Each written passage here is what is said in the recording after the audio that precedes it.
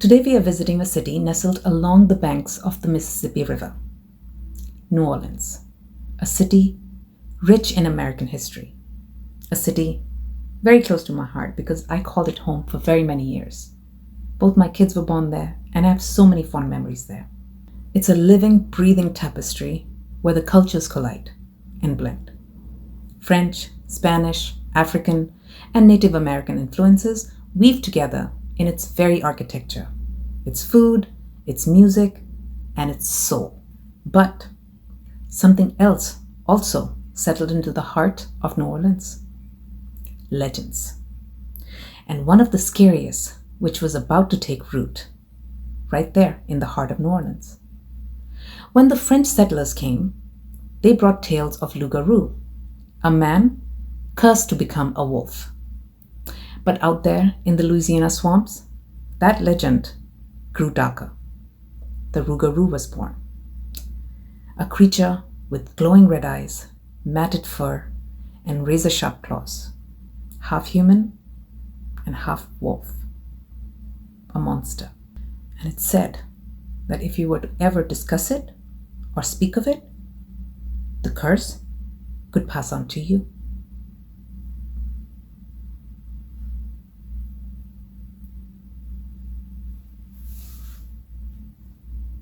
But before we scare ourselves too much or get cursed or whatever comes with it, let's take a quick look. Let's take a quick journey into the rich history of my favorite city of all time, New Orleans. New Orleans was founded by the French in 1718, but after 1763, it was handed over to Spain. The city's famous French Quarter still carries their influence: wrought iron balconies, cobblestone streets, and colorful buildings. Catholic traditions shaped the city's spiritual life, with holidays like All Saints' Day and Mardi Gras becoming part of New Orleans' identity. After the Louisiana Purchase in 1803, New Orleans became part of the United States, but it held on to its French and Spanish roots. The city thrived as a port and trade hub, thanks to the cotton and sugar plantations. But it wasn't just the French and Spanish who shaped New Orleans. People from all over came here. French Creoles, who kept their tradition alive, free people of color, who built a vibrant community of artists and business owners, African and Haitians, who brought their rich culture and spiritual practices, blending voodoo with Catholic traditions, Spanish settlers, who added flair to the city's food and fashion. All these cultures mixed together, creating a city where jazz was born, Mardi Gras filled the street, and stories of magic and mysteries echoed through the bayou. Now, New Orleans isn't just known for its music and history, it's also very famous for its food. Because so many cultures mixed here, French, Spanish, African, and Native American, the flavors came together to create something unique and delicious. They have gumbo, a rich, spicy stew made with seafood, sausage, and okra. Jambalaya, a one-pot rice dish filled with meat, seafood, and bold Creole spices. Beignets, fluffy, deep-fried pastries covered in powdered sugar, perfect with a cup of cafe au lait. Po' boys, sandwiches loaded with fried shrimp, oysters, fried catfish, or roast beef, served with warm French bread. Then there's crawfish boil. That has been a Louisiana thing forever. And of course, king cake, a sweet, colorful cake with a tiny baby hidden inside. Whoever finds it has to host the next party. How fun! Even today, New Orleans is a city where the past and the present mix together. The French Quarter still buzzes with music and life, and Mardi Gras draws crowds from all over the world. But beyond the bright lights and the parades, out in the swamps and the bayou, the old stories are still waiting to be told. Tales of dark forces passed down through generations, warned of what lurked beyond the safety of home, especially after the sunset. And among these tales, one legend stood above the rest. Now, for centuries, people whispered all kinds of warnings. stay inside during the full moon, never speak of that creature.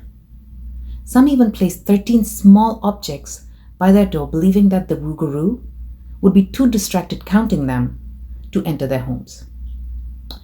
But no matter how many warnings were given, some stories just refuse to stay buried. This is where our story begins, in the heart of New Orleans. The Rougarou is a creature whose origins trace back to French folklore. Now, when the French settlers came to Louisiana in the 18th century, they brought with them these stories of cursed men who transformed into savage wolves under the light of the full moon. But in the humid, untamed swamps of Louisiana, the legend evolved. Among the Cajun people, the Rougarou was no longer merely a man doomed to become a beast. It became something even darker. Monstrous creature born from the energies of bayou itself, feeding off of fear and blood. The curse of the Rougarou wasn't ever that straightforward. It came in many different forms, depending on who was talking, right? And each form was as terrifying as the last version of it. One version warns that if you speak of encountering the Rougarou, the curse will pass on to you, condemning you to walk the earth as the beast. And another one says that those afflicted with the curse must endure its torment for at least 101 days.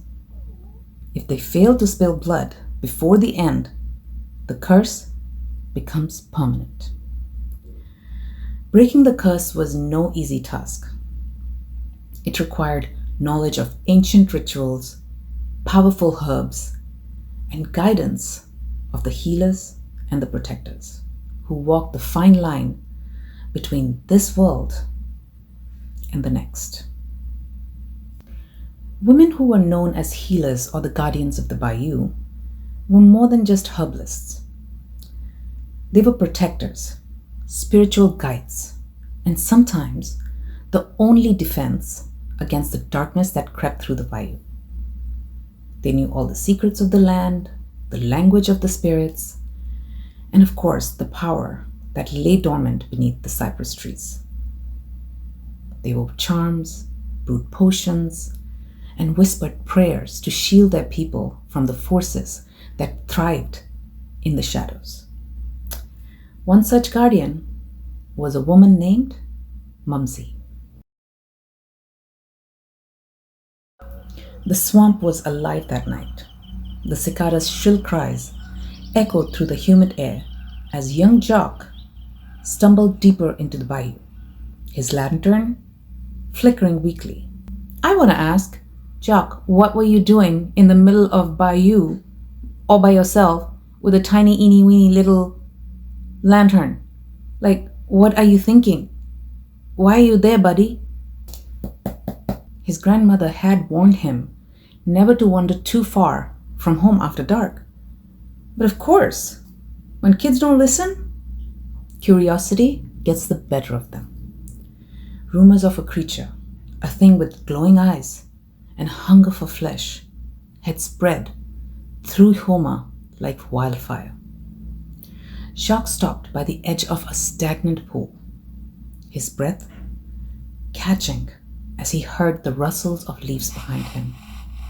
The Rougarou, half man, half beast, its matted fur glistened under the moonlight, its glowing red eyes locked onto the boy. The air grew thick with the scent of rot, and Jock froze, unable to move. But just as the creature was about to lunge, a voice echoed through the night. "Not tonight, devil!" Mumsy emerged from the shadows, a French woman with piercing blue eyes and an ageless face. Mumsy was no ordinary healer. She carried the knowledge of herbs, spells, and ancient protections passed down through her bloodline. Mumsy raised her hands, and pouch of sacred herbs crumbling in her palm as she whispered an incantation in French. The wind stirred violently. The swamp itself seemed to rise against the creature. Jacques watched in awe as the Rougarou howled, its claws raking at the air as an invisible force dragged it toward a nearby cave. With one final incantation, Mumsy sealed the cave with layers of herbs and charms, binding the creature within. As long as these wards remain untouched, the beast shall not rise again. The bayou grew quiet once more, and for over a century, the Rougarou remained imprisoned. Until now. Nora had never believed in her family's old stories. Growing up in New Orleans, she had heard her father speak of Mumsy every now and then, his grandmother from the bayou, whose mystical powers had once saved Homa from the Rougarou. Miss Somina, Nora's mom, was also no ordinary woman. She was a famous spiritual guide known across the country. Celebrities, politicians, and business moguls sought her wisdom and paid fortunes for her advice. Miss Somina had built an empire blending her Indian heritage with her innate gifts as a starseed and clairvoyant. Her retreats were exclusive, her books bestsellers, and her intuition uncannily accurate. Okay, so I'm sure you're wondering what a starseed is, right? So a starseed person, many believe that starseeds come from different planets, galaxies, or even entirely from different dimensions. Starseeds are also said to possess scientific and spiritual knowledge that they use to advance and heal humanity. Now, clairvoyant person is that who claims to have supernatural ability to perceive events in the future or beyond normal sensory contact. Basically just supernatural powers. Somina had always emphasized one truth to Nora. Your father's bloodline carries an ancient power, Nora. Mumsy's gifts didn't just die with her. They live in you. Now, Somina could always sense the gifts Nora carried, even though she herself was completely oblivious to it. Nora, now 16 and preparing to leave for college, had spent her entire life watching her mother balance celebrity status with her spiritual calling. But Nora had no interest in following her mother's footsteps. Nora had a plan of her own. Study hard, graduate with honors, and travel the world. And that was until the disappearances started. So it began with the whispers, kids vanishing near the bayou. 4 teenagers, Darius, Lily, Marcus, and Kayla, had gone exploring deep in the swamps outside of Homa. Anyways, they had gone deep inside the swamps looking for thrill. What they found was much more dangerous. Imagine that.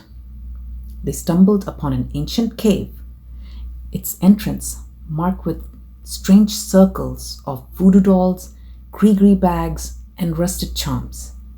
Yo, check this out, Marcus said, kicking aside a charm. Lily picked up a voodoo doll, turning it over in her hands.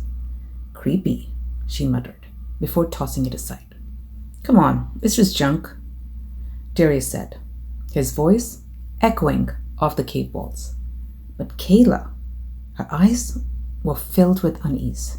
She whispered, "We shouldn't be here, guys." But of course, they didn't listen.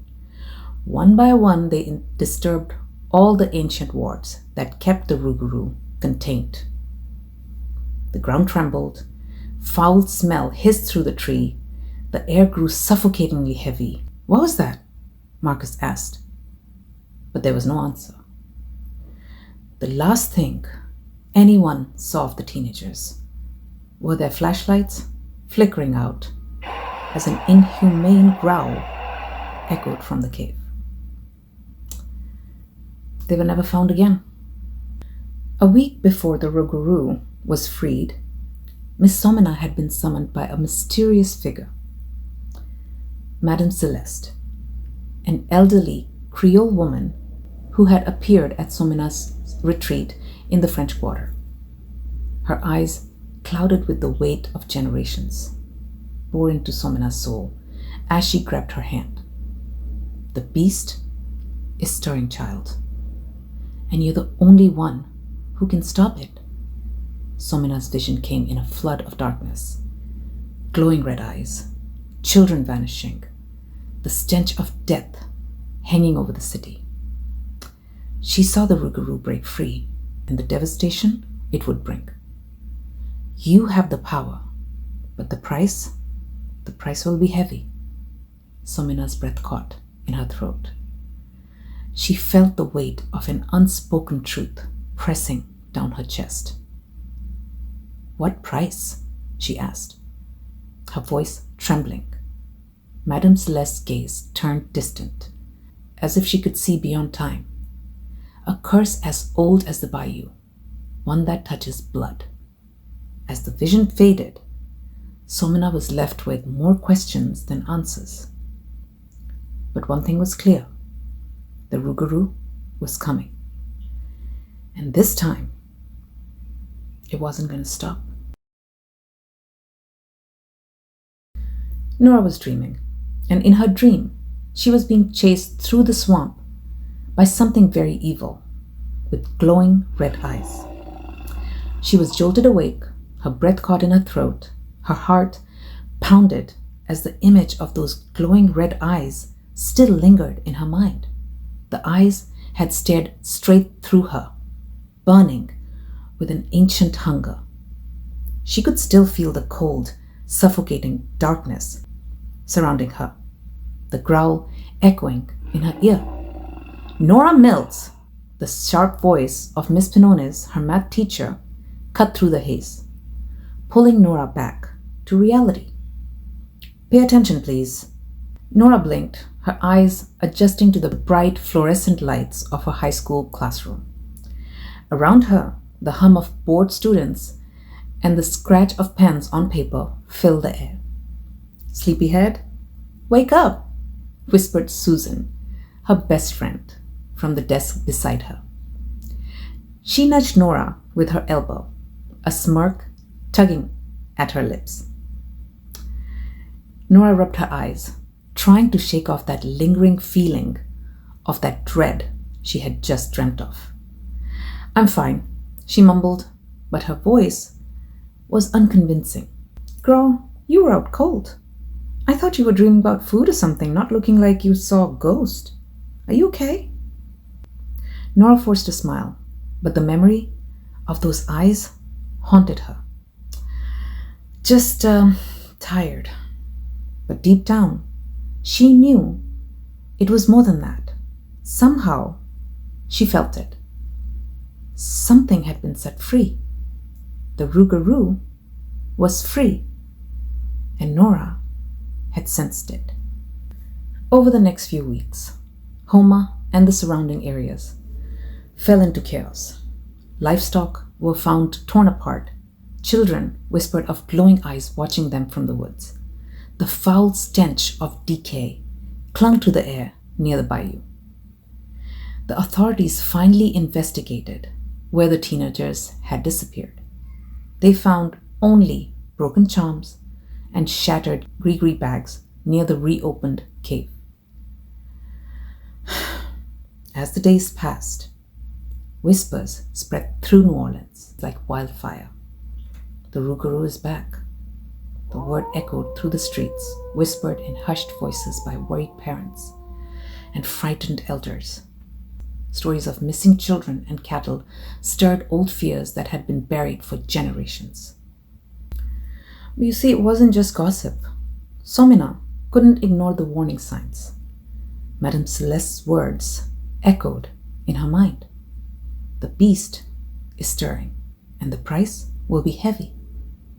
Determined to protect her daughter and the city, Somina ventured deep into the bayou, to the place where the Rougarou had once been imprisoned. The cave that had been sealed for generations now stood silent and empty.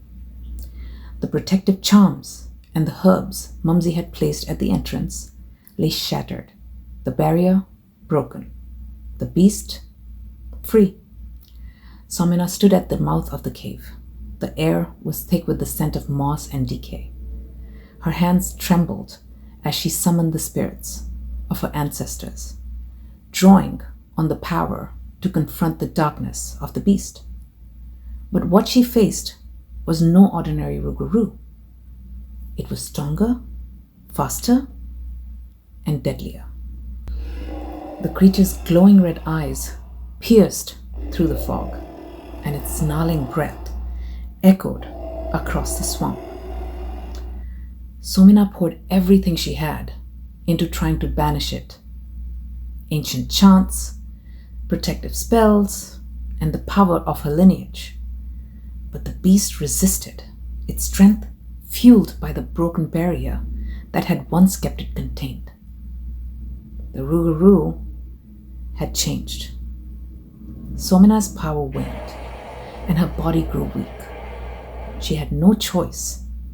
She fell back, retreating to fight another day. When she returned to the city, her heart was heavy with failure. But she said nothing, not to Nora, not to anyone. She knew the danger was growing. But the truth was too terrible to speak. For Somina carried a secret, and soon it would come out for them all. Nora's dreams grew darker. Flashes of blood, glowing red eyes, shadowy figures stalking her through the swamp. Each night the visions grew stronger, whispers of danger calling her towards the bayou. The air felt heavier, the darkness closer. Nora would wake up drenched in sweat, her heart pounding, but she told no one. One night, Somina heard her screaming, and Nora had to tell her everything about the nightmares. Her mother's sharp gaze caught the fear hidden behind Nora's tired eyes. Somina recognized the signs immediately. "It's waking up, Nora," she murmured, her voice barely above the whisper. "The wards have been broken. The Rougarou is free. And you're the only one who can stop it now. It's your destiny, child." Nora's stomach turned. "Me?" Her hands trembled. "I don't know how. I'm not Mumsy." Her mind flashed back to the stories of Mumsy's strength, the woman who had once banished the beasts. Mumsy was fearless. Nora was not. Nora goes, "Mom, I'm not brave. I'm not fearless. I'm a scaredy cat. I'm scared of spiders, ants, cockroaches, bees. I'm scared of everything." Somina knelt beside her, her tone soft but unwavering. "You have more power than you realize, child. But you're not just Mumsy's descendant, Nora." Somina's eyes shone with certainty. "You're my daughter too." She placed her hand gently over Nora's heart. "You carry Mumsy's strength and my gift. You can face the darkness, Nora, and you can survive it." Nora's breath caught in her throat. She wanted to believe her mother, but deep down, the fear whispered louder than she had hoped. Still, she had no choice. Reluctantly, of course, she began her training. Mumsy's journal was more than just a collection of spells and remedies. It was a treasure trove of forgotten knowledge filled with secrets that had been very carefully guarded for generations. But its true power wasn't in the words written on the pages. It was in what those words could awaken. The first time it happened, Nora was in the attic. The air was thick with the scent of old wood and herbs, and the dim light of a single bulb flickered overhead. She had spent hours poring over the leather-bound journal, tracing Mumsy's delicate handwriting, trying to figure out what the ancient spells and symbols meant. Her mind was exhausted. Her eyelids grew heavy, and before she realized it, her head drifted down, resting on the dusty pages of the journal. That's when it happened. The attic seemed to grow colder, and a soft breeze stirred the dust around her. In her dreams, Nora was no longer alone. Child. The voice was warm and familiar, like sunlight filtering through the moss-draped trees. It was Mumsy. Nora's eyes fluttered open, but not in the attic. She stood in the middle of the bayou at dusk, where the mist hung low, and the cypress trees whispered secrets to the wind. Mumsy stood before her, her pale blue eyes filled with both warmth and urgency. "You've awakened the journal," Mumsy said, very softly, "and now you've awakened me." Nora's heart pounding. "Is this real?" she whispered. Mumsy smiled. "As real as the power that runs through your veins, Cher." The dream felt vivid. Too vivid. Nora could feel the cool dampness of the ground beneath her feet, hear the distant croak of a bullfrog, and smell the faint scent of rosemary and sage. "Why are you here?" Nora asked, her voice barely above whisper. "To guide you." Mumsy's expression grew serious. "Darkness is stirring again. The Rougarou, it's stronger now. And you, my dear, you're the only one who can stop it." I know, I keep hearing that." Nora's throat tightened. "I'm not ready." "You will be." Mumsy's eyes softened. "But you can't do it alone. I'll be with you, every step of the way." Nora's dreams would never be the same again. Each time she closed her eyes, Mumsy returned, teaching, guiding, preparing her for the fight ahead. And with every visit, Nora's powers grew stronger. Mumsy warned Nora that the Rougarou fed on fear, and that only by confronting her deepest fears could she weaken its hold on the physical world. "The magic is in you, Nora, but it will not answer if you doubt yourself. Trust in your blood and in your heart." But there was one thing Mumsy couldn't teach Nora: how to connect with the spirits. That's where Somina's gift became crucial. As Nora's training progressed, Somina taught her how to open her senses to the spirit world. "You can't just fight the Rougarou with spells, Nora. You need the spirits on your side." Somina guided Nora through the deep meditations, where she learned to quiet her mind and listen to the whispers of the bayou. "They've been here longer than any of us. They know where the darkness hides. They'll show you the way." During one powerful session, Nora's senses opened fully. The swamp spoke to her, not with words, but with images and feelings. She felt the lingering energy of the teenagers who had vanished. And she sensed where the Rougarou was hiding.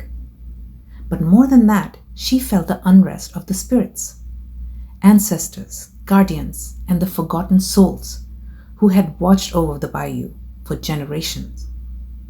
"They're waiting," Somina whispered.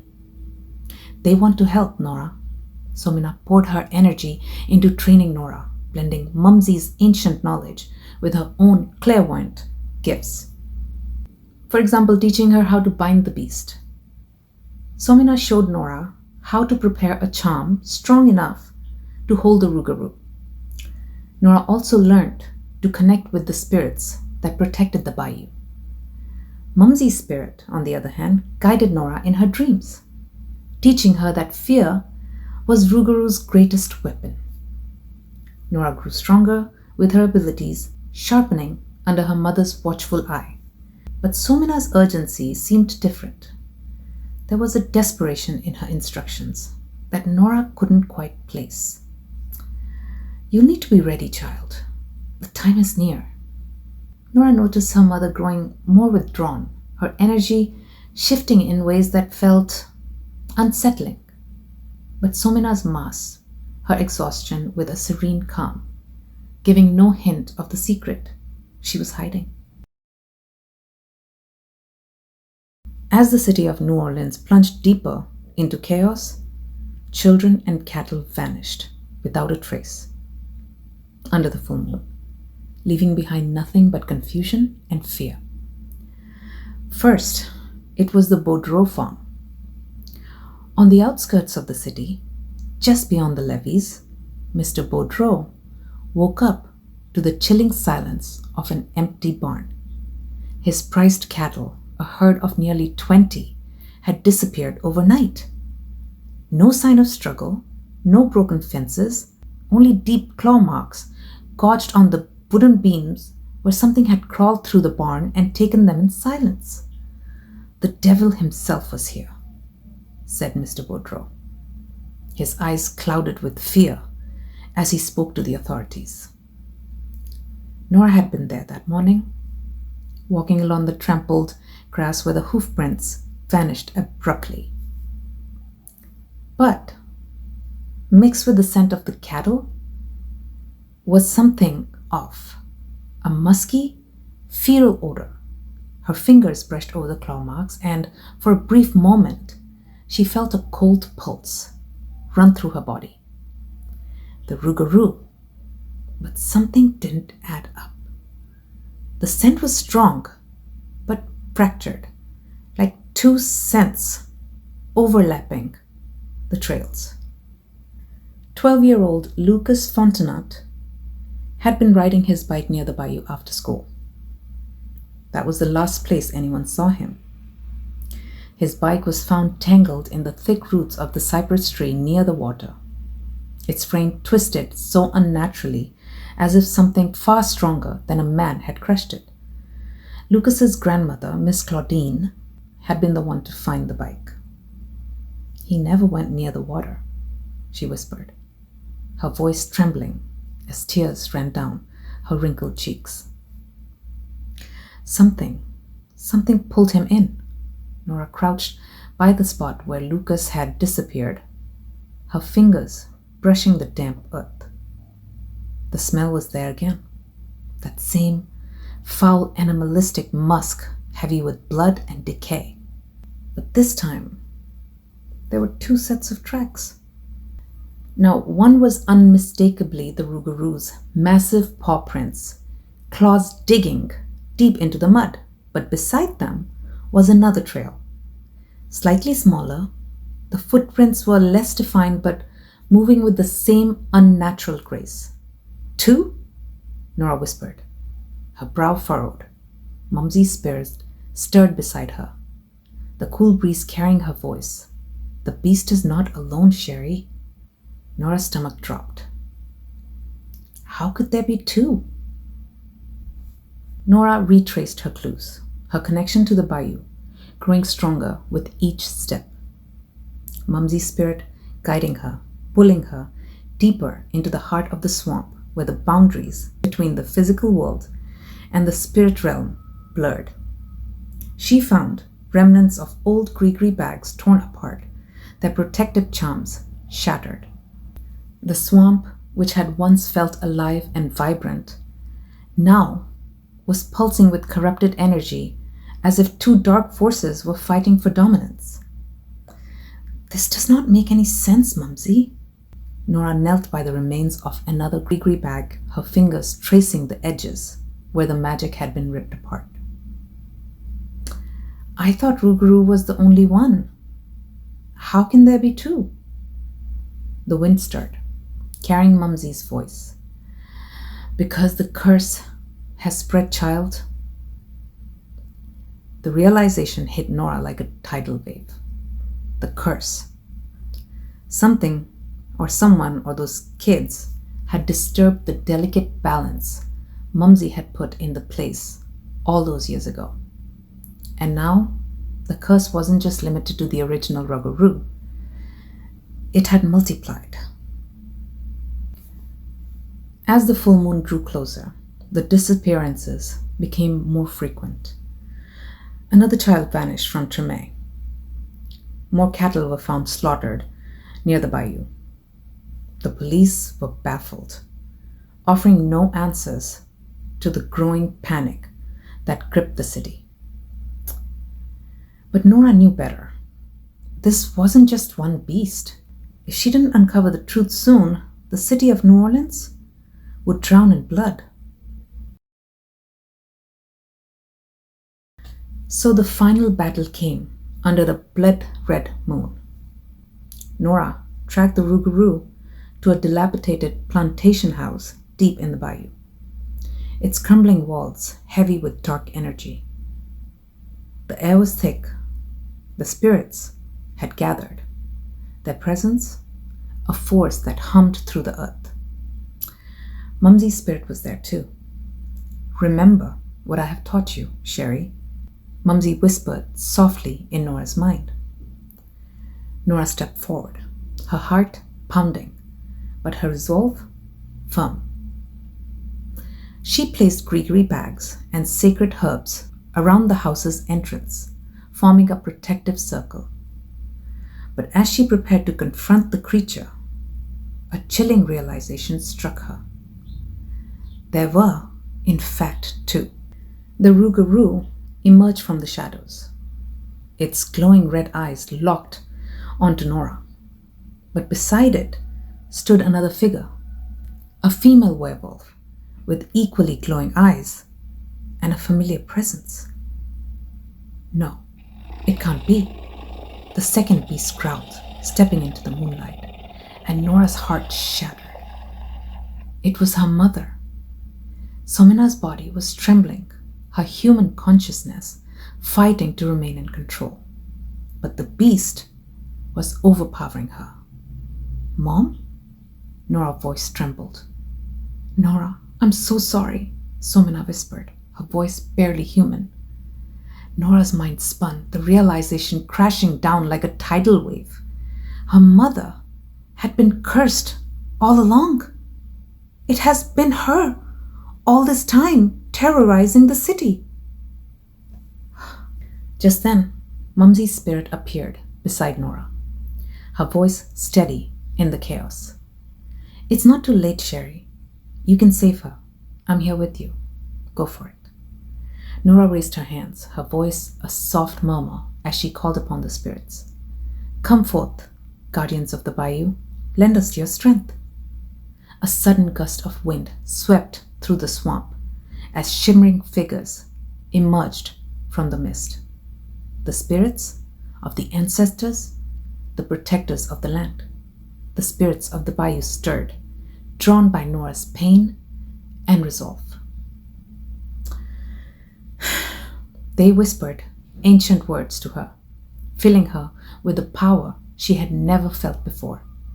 Heal her or destroy her. Nora's hands trembled as she faced her mother, who was now fully transformed. "No, I am not losing you." Nora began the incantation Mumsy had taught her a while back, a fusion of Creole magic and the ancient Indian chants Somina had passed down to her. The spirits circled them, their energy surging through Nora's veins. "Return to who you are. Shed the curse." The Rougarou howled in rage, lunging towards Nora, but she stood firm, the spirits pushing back, their collective power holding the beast at bay. Somina's eyes flickered with recognition, her wolf form hesitating. "Come back, Mom, please." With one final burst of power, Nora's energy collided with the darkness, unraveling the curse that bound her mother. Now they turned to Rougarou.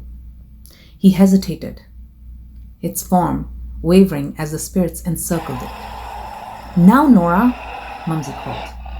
Nora's voice rang out, blending Mumsy's incantations with the ancient chants her mother had taught her. The spirits channeled their energy through Nora, magnifying her magic to the most. "Return to the shadows where you belong. You will not harm this world again." The Rougarou howled, thrashing violently as the combined power of Nora's magic and the spirit's energy pulled it back into the cave. "This ends now," Nora whispered. As she completed the incantations, the creature howled as its form was dragged back towards the cave where Mumsy had once imprisoned it. The spirits sealed the cave once more, ensuring that no mortal would ever break the barrier again. Somina, weakened but restored, collapsed beside Nora. "You did it, Sherry. You saved me, my baby." Nora hugged her mother tightly, tears streaming down her face. "I couldn't lose you. Not like this." Mumsy's spirit appeared one last time. Her eyes filled with pride. "The curse is broken. The bayou is at peace. And so is our family." So finally, the town of Houma and the city of New Orleans were once again safe. But Nora knew the battle had changed her. Somina stood beside her daughter as they gazed out at the swamp, feeling the quiet presence of the spirits that lingered. "They'll always be here," Somina whispered, "watching, protecting, and so will we." Nora nodded, her heart lighter than it had been in weeks. With the Rougarou banished and Somina healed, Nora Mills stood where generations of her family had stood before, a protector of the bayou. But this time, she wasn't alone. With that, we're at the end of the story. I hope you enjoyed it. Don't forget to like, share, and subscribe, and check out on the notifications so you are notified every time I create a new story. I'll see you in the next story.